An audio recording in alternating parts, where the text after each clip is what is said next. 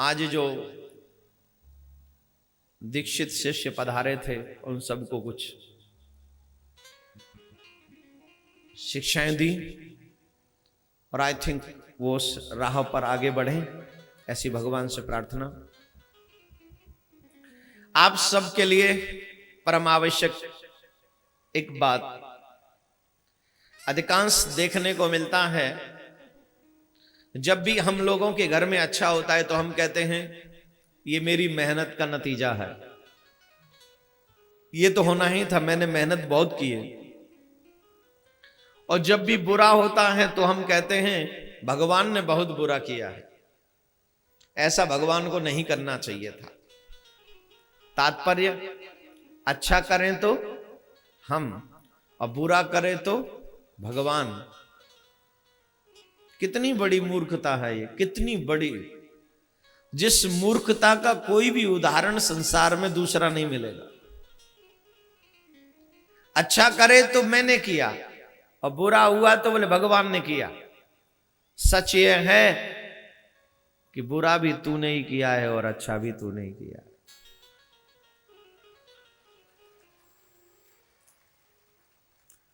भगवान जो करता है अच्छे के लिए करता है, वो कभी बुरा नहीं करता। हाँ, ये बात तो आप तब सोचना जब आप अपने बच्चों के बुरा करने के बारे में सोच लो। आप कर सकते हो अपने बच्चों का बुरा? जब तुम अपने बच्चों का बुरा नहीं कर सकते तो भगवान तो तुमसे भी ज्यादा दयालु है, तुमसे भी ज्यादा उदार है, तुमसे भी बड़ा कृपालु है, तो फिर तुमसे भी ज्यादा ममतामय है। आपको आपकी ममता दिखती है, आपको आपकी करुणा दिखती है, क्योंकि आपको आपके बच्चे दिख रहे हैं, लेकिन आपको भगवान नहीं दिख रहा। इसलिए आप ये उपमा नहीं दे सकते कि भगवान ऐसा है या ऐसा मेरे जैसा नहीं है। आप जब जानते नहीं तो आप कुछ बोलो मत उसके विषय में। हमसे ज्यादा है वो, हम उससे हैं, वो हमसे नहीं है। हमसे ज्यादा दयालु है, हमसे ज्यादा कृपालु है, हमसे ज्यादा उसकी विशेषताएं हैं।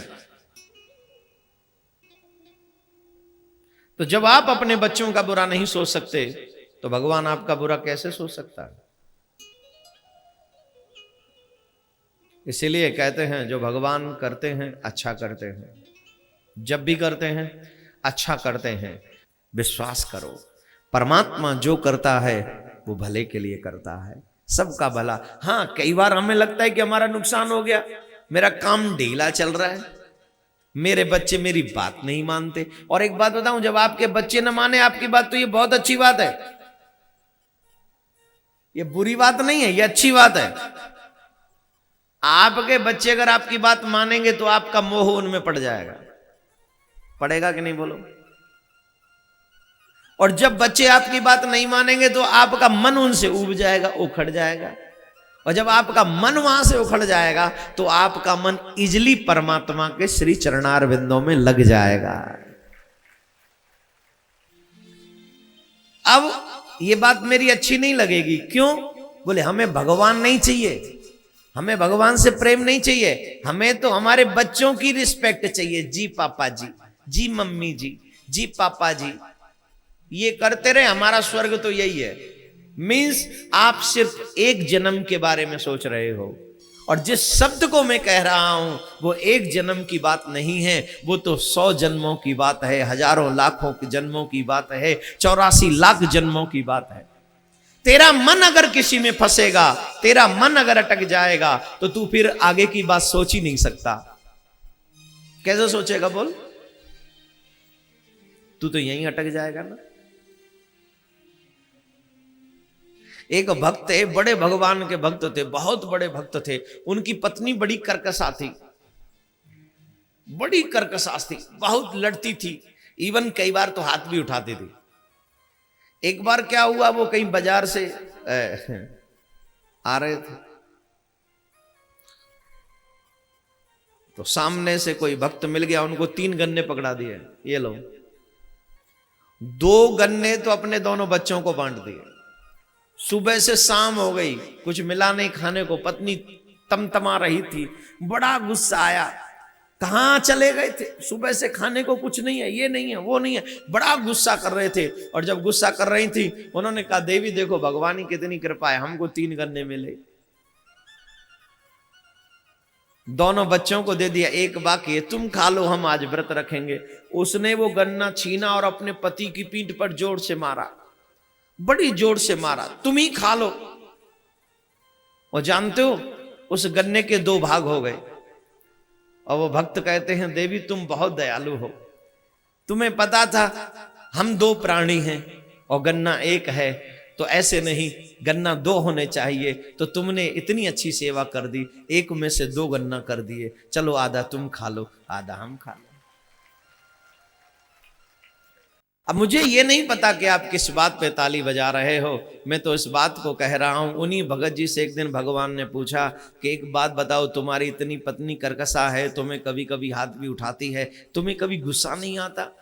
बोले महाराज मुझे गुस्सा नहीं आता, मुझे तो प्यार आता है। क्यों? बोले जब भी वो ऐसा कुछ करती है ना, मुझे आपके चरणों में और अनुराग हो जाता है। मतलब बोले महाराज अगर वो सीधी सादी भोली वाली सुंदर होती, मेरा ध्यान करने वाली होती, मेरे को आगे पीछे है ना थोड़ा करने वाली होती, तो फिर मेरा भी मन कहीं ना कहीं उसमें लग जाता। और मेरा मन जब उसमें लग जाता तो आपकी भक्ति से मेरा मन उखड़ जाता। मेरे ठाकुर ये तो बहुत बड़ा कृपा किया है आपने कि अब मेरा मन वहां नहीं है, अब मेरा मन और जैसे वो कुछ करती है मेरा मन आप ही के श्री चरणों में और बढ़ जाता है। अब सोचने का तरीका ही तो है। और सच तो यह है, मन उसका स्मरण नहीं करता जो हमें डांटता है, जो हमारा अपमान करता है। बोलो करता है? आपका जो अपमान करे आप उसे याद करोगे? आप किसे याद करते हो? जो आपका ध्यान करे, जो आपकी रिस्पेक्ट करे, जो आपका मान सम्मान करे, चाहे वो आपके बच्चे हों, चाहे वो आपकी पत्नी पति हो, चाहे वो भाई बहन या इवन कोई भी हो। इवन जब पति प्रेम न करे, जब कोई और प्रेम न करे, पत्नी प्रेम न करे और माँ प्रेम करे तो बच्चे लोग माँ की तरफ, सासू माँ प्रेम करे तो पति से भी कम बहू अपनी सास से बात करती है। क्यों? बोले ये भावना ऐसी है ना, जहां ज्यादा रिस्पेक्ट मिले, प्यार मिले, केयरिंग मिले, हम लोग उसी का ध्यान ज्यादा करते। तो जब दुनिया की ये चीजें हमें नहीं मिलती तो ही तो हमारा मन अनुरागी होता है भगवान के श्री चरणों में। इसलिए जीव को रागी नहीं अनुरागी होना चाहिए। राग दुनिया का होता है और अनुराग मेरे ठाकुर जी के श्री चरणों में होता है। तो बताओ रागी बनना है कि अनुरागी हैं? रागी वो हैं जो डिस्को जाते हैं 31 को, ड्रिंक करते हैं, स्मोकिंग करते हैं, डांसिंग, जो भी XYZ जो भी है, ये रागी लोग हैं। ऐसे रागी लोग हैं कि इन लोगों का मन कभी भगवान में लग ही नहीं सकता। और आप जो यहां बैठे हैं ना, बिना ये परवाह किए कि धूप है कि ताप है कि गर्मी है कि क्या है, इस बात की परवाह किए बगैर जो लोग यहां बैठे हैं, ये रागी नहीं है, ये श्याम चरण अनुरागी है, जो हर हाल में अपने गोविंद की प्राप्ति के लिए तरस रहे। एक कवि ने बहुत अच्छी बात कही, या अनुरागी चित्त की गति समझे नहीं कोई, ज्यों ज्यों डूबे श्याम रंग, त्यों त्यों उज्ज्वल हो। अगर काले रंग में आपके कपड़े को डुबाया जाए, आपके तन को डुबाया जाए तो क्या होगा? हैं? काले रंग में अगर आपके कपड़े को या आपके तन को डुबाया जाए तो क्या होगा? काला होगा ना। लेकिन या अनुरागी चित्त की गति समझे नहीं कोई, इस अनुरागी मन की कोई गति नहीं समझ सकता। क्यों? बोले जितना इसे श्याम के रंग में रंगो, मतलब श्याम रंग मीन्स काले रंग में रंगो, उतना ही उज्जवल हो जाता है, उतना ही पवित्र हो जाता है, उतना ही सुंदर हो जाता है। मेरे भाई बहन, अगेन आप सबको एक बात कह दूं, रागी मत बनिए, अनुरागी बनिए। और भगवान जो करे वो सहज स्वीकार करिए। जो भी करे दोषारोपण मत करो भगवान पे।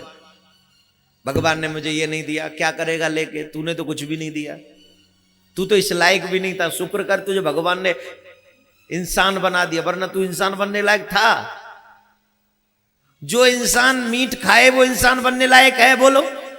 जो इंसान अपने माँ बाप का अपमान करे वो इंसान बनने के लायक है। जो इंसान समाज की सम्मान न करे वो इंसान बनने के लायक है। जो किसी की बहन बेटी के साथ बुरा कृत्य करे वो इंसान बनने के लायक है। बताइए ना, जवाब देते जाए फटाफट। अभी तो मेरे पास ऐसे बहुत सारी चीजें जिससे सिद्ध होता है कि हम में हैं पर हम इंसान बनने के लायक नहीं।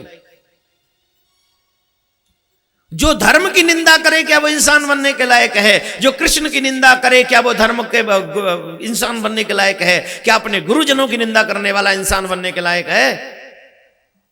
अपने शास्त्रों की निंदा करने वाला, तो क्या धर्म की निंदा करने वाला, तीर्थ की निंदा करने वाला, संतों की निंदा करने वाला इंसान बनने के लायक है क्या? जवाब दीजिए। भगवान की कथा में देर से पहुंचने वाला, हाँ वो है, आया तो है, उनसे तो बढ़िया है जो आते ही नहीं है?